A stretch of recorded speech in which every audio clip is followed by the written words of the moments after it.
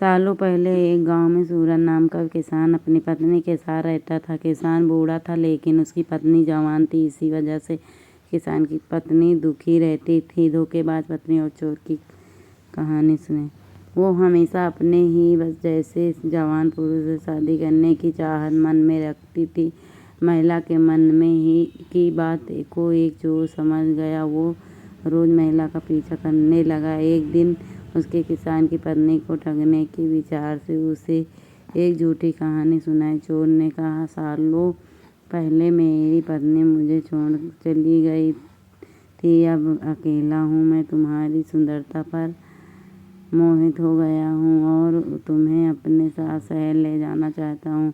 स्त्री यह सुनते ही खुश हो गई। वो फटाफट बोली, ठीक है, मैं तुम्हारे साथ चलूँगी, लेकिन मेरे पति का बहुत धन है। पहले मैं उसे ले आती हूँ। उन पैसों से हम जीवन भर आराम से रहेंगे।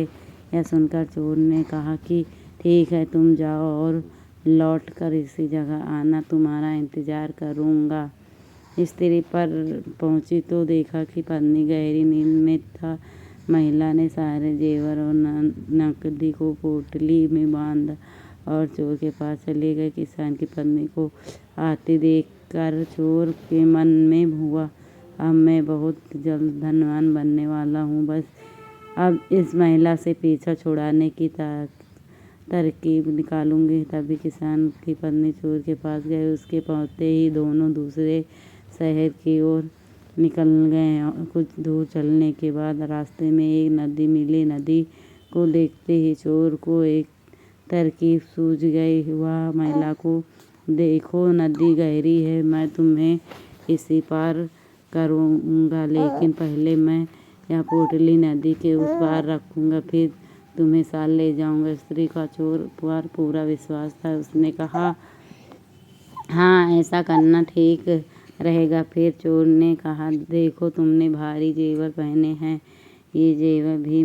तुम मुझे दे दो ताकि तुम्हें नदी पार करने में कोई बाधा न हो। यह सुनते किसान की पत्नी ने अपने सारे जेवर चोर को दे दिए।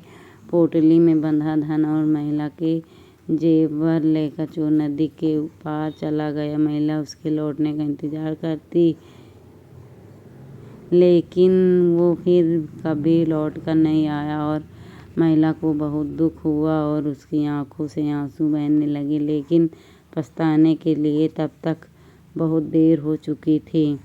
उसका सारा पैसा और जेवर लेकर चोर चला जा चुका था। तो दोस्तों, इस कहानी से हमें यह सीख मिलती है कि धोखेबाजों का फल हमेशा बुरा ही होता है। धोखेबाज व्यक्ति जैसा वो बोता है वैसा ही काटता है। इसीलिए कहा जाता है कि हमेशा हर रिश्ते में ईमानदारी दिखानी